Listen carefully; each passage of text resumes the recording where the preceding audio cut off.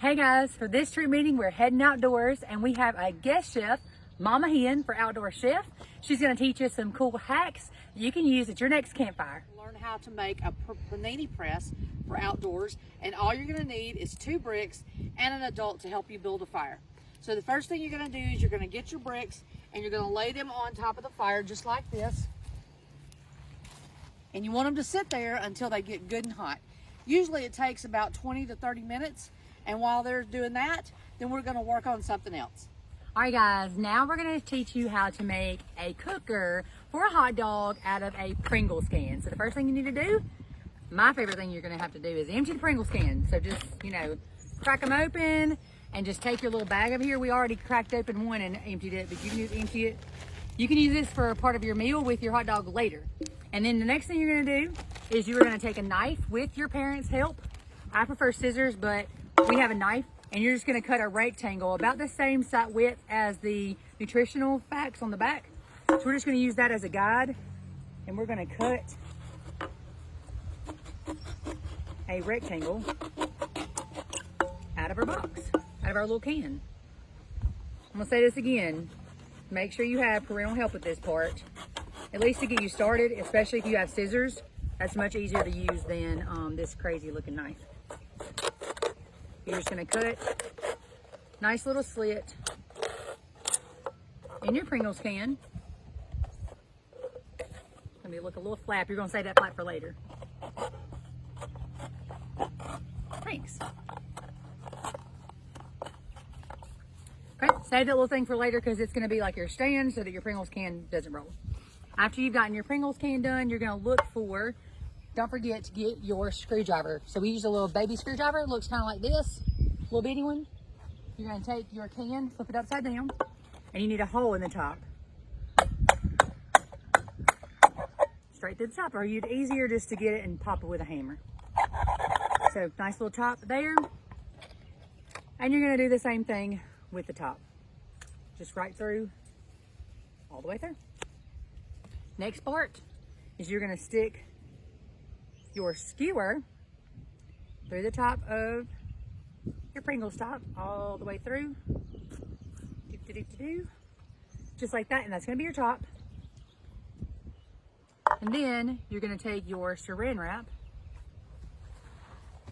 right here, get your saran wrap, and you're gonna wrap your can in saran wrap. Thank you, Mama Hen. Yep. Have you ever seen a Pringles can cooker? Nope. You're just gonna wrap, make sure you don't wrap the opening of your Pringles can because then you won't be able to get the top on. You can just wrap it a couple times if you want to, or just once, whatever you'd like to do. You wanna make sure you have as little wrinkles as possible on the top, and this part's gonna be your cooker. On the inside, it's kind of like a little oven because it's made kind of like of aluminum material, and that's what's gonna cook our hot dog. The next part is gonna be to get our hot dog. So find you a hot dog that you like. We just got regular hot dogs to start with. You can get the ones with the cheese inside or whatever's fancy for you. You're just gonna put that little hot dog on the skewer. Hey chicken, how do you turn the stove on? You gotta wait just a second. Patience is gonna be the name of this game. Okay, you're gonna put your hot dog straight through all the way to the very end where it pops out the inside on the bottom. Give me just a second. It's kind of like aiming down at the bottom. I'm gonna put it at the very bottom and pop your lid on. And then you wanna find a really sunny spot. So we were able to find a really sunny spot today. You wanna take your little stand, find that sunny spot away from dogs and other animals too, because they will eat your hot dog. Do not do that. Put it somewhere high where you can reach, but your animals cannot. And then you're gonna cook this little bad boy. It's gonna take about an hour and a half. So have some snacks ready or cook this before you're actually gonna be hungry. And we've actually already done that. So what we're gonna do is we're gonna show you our cute little hot dog that we made. It's right over here. It's been sitting in the sun today. And as you can see, there's a little bit of condensation on the top because this creates a little oven on the inside. You pull back the wrapper, or you can take the top off like this. Creates like a little skewer for you. Like that, and then you just... So now we're gonna make the sandwich, which everybody kind of knows how to make a sandwich. So we're just gonna show you what we made. So you just take some bread and some meat and some cheese and just slap them together, okay? And then you're gonna put that aside. Now, we're gonna go to the fire and we're gonna go get our bricks. And this is where an adult should be helping you to do this because these bricks are gonna be super duper hot.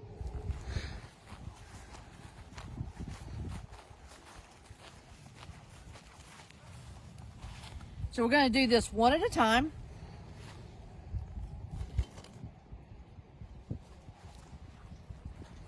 And I can tell you, these bricks are really hot.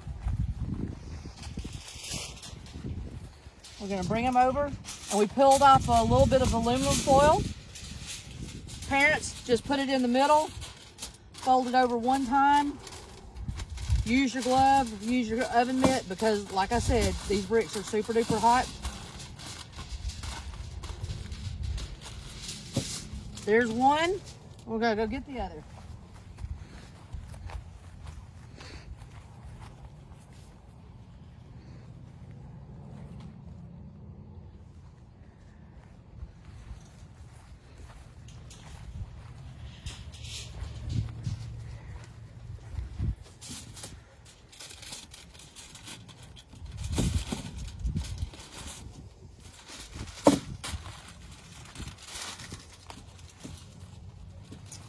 Move this one over here.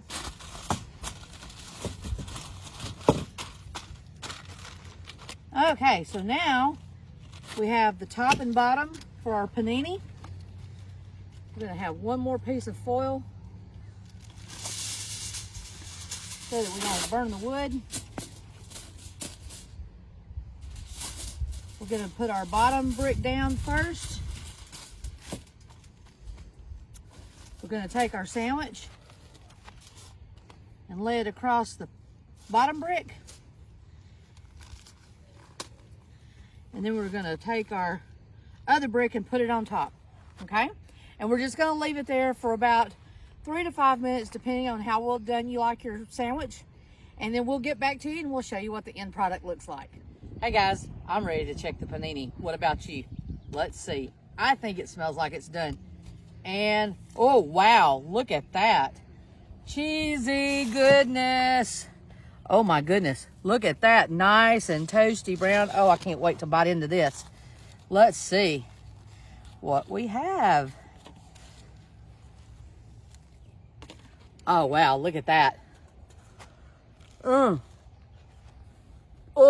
that is so good. Yum. Okay, so now we're gonna learn about how to make a cake mix in an orange. So Mama Hen, I'm gonna teach you how to do this. Awesome.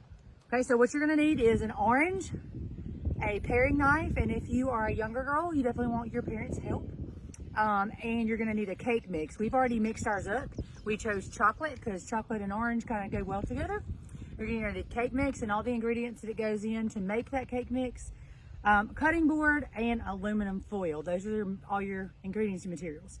So the first thing you're gonna do is you're gonna cut the top off of your orange. And you're gonna kind of make a little pot to cook your orange in. So it kind of looks like this. You have a little bitty top and the rest of it's in there. And then Mama Hen, if you will take that, and we just want you to scoop out the orange to where we have like a little pot. And what we're gonna do is we're gonna pour that chocolate cake mix into, and you can save that orange, or if you don't like oranges, you can chunk it. I sometimes like to eat them later for a little snack while I'm waiting on my cake. Or you can also dress your cake with a nice little garnish, if your food's super fancy, with the orange later. So either way is fine with us, or you just want to scoop out the entire orange. And then what we're going to do after that, very nicely done, Mama Hen. She's had very much practice.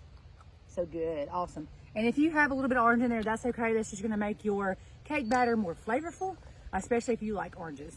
So the next thing you're gonna do is you're gonna take your cake batter, which we've already mixed up. We did chocolate chunk cake mix, and you're just gonna take the chocolate mix, and you're gonna pour that and leave about an inch or so at the top, because it's gonna rise pretty quickly.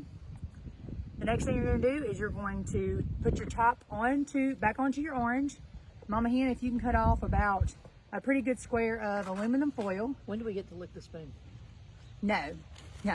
When you're cooking for other people, definitely do not lick the spoon. But if you're cooking for yourself, you could probably get away with it. Okay, so you're just gonna take your orange and you're gonna place it on the middle of your aluminum foil, and then you're just gonna wrap it up like a present. Really tightly so that the top doesn't break off. Kind of like that. And then you're ready to set that on your coals. Now do we get to lick the spoon? No. All right, now we're gonna take our orange and you're gonna place it in the coals. And so what the coals are you already made your campfire and you have gotten to a point where it's died down and you can see like majority of the wood has turned kind of grayish black. That's what you want to cook this orange in. So you're gonna just kind of hollow out a little spot, like a little hole almost. You're gonna put that down in there. Watch out because it's pretty warm. Have your mom and dad or another adult with you kind of supervising this because it's really, really hot. You're just gonna kind of cover it up with those coals, and it's gonna probably be 20 to 30 minutes, and you're gonna come back and we're gonna check our cake. All right guys, it's time to check our cake. Make sure you have an oven mitt. That's gonna be super helpful, and we're gonna take it off and check it out. Oh, it's super hot. Super hot. I brought a spoon with me just in case.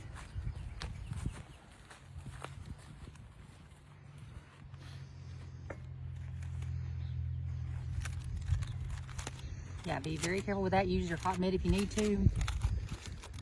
Ooh wee. All right. Check that out, y'all. Oh my goodness. Get the spoon. All right, check it out. So we're just gonna get into that. Ooh. That is so good. It's like a chocolatey orange cake. Show you one of my camp favorite foods called chip and dip chicken. You're really gonna love how easy this is, and your family's gonna love how good it is. And best of all, you're gonna learn how to make a new family dish. This is my favorite, chip and dip chicken. Yes. All right, so what we're gonna start with is just one chicken breast, and we're gonna cut it up. So I'll show you how we're gonna do that. And the reason you're gonna cut it up is you don't want to have like really thick pieces because we're gonna be cooking it in the campfire. So you're gonna cut it into thin strips, about maybe ½ inch wide. And for some of our younger campers, you may want to get your mom or dad to help you with this, or an older brother or sister. So here we have the chicken breast cut up into bite-sized pieces, about like that. And so then what we're gonna do is we're gonna take a little bit of French onion sour cream dip. Let me see a plate, thank you. We're gonna put a little bit on a plate. And then we're gonna just take a bag of chips that you've got and just crunch them up really, really good like this. Just crunch them up really, really, really good.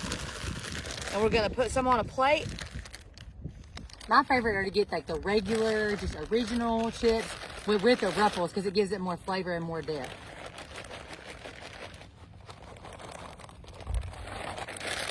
All right. So then it's just gonna be very, very easy. We're gonna take our little chicken strips. We're gonna roll it into the dip just like that. And it's okay if you get your hands dirty. And then we're gonna take, once we've done the one, we're gonna take it, we're gonna roll it into the chip mixture, just like that.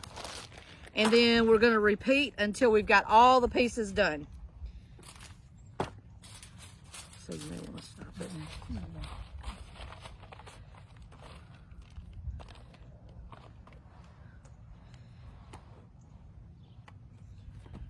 All right, chicken, you want to put me some more potato chips out there on the plate, please, ma'am?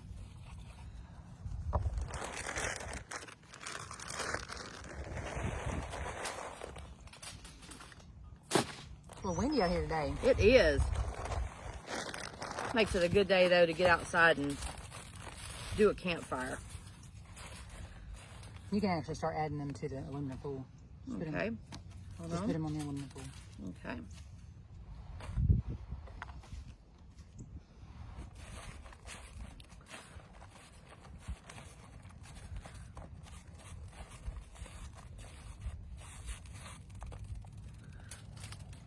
And then we're just going to put them like this on a single layer, making sure that you got all your sides coated evenly with the dip and the chips.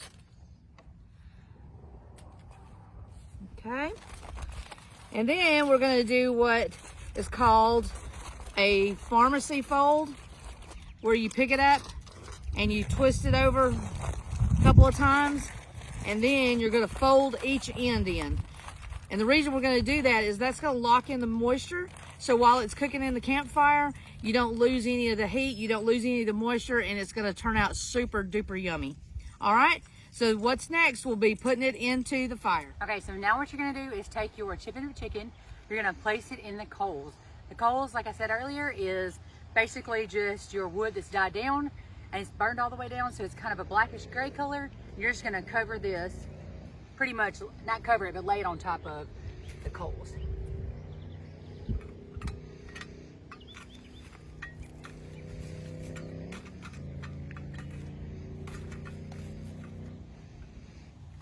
All right, so we're gonna check that in about 15 minutes, and then we're gonna flip it on its other side. And then after that, we'll check to see if it's done. All right, guys, so it's been a little bit of time. Got my oven mitt, I'm gonna go in, and I've already flipped it. So what we wanna do now is we wanna take it off, check to make sure it's cooked all the way through, and then give it a little try.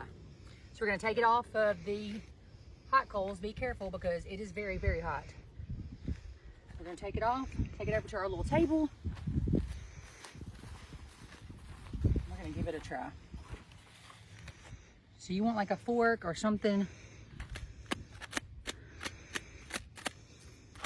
It's not as hot as I thought it was gonna be.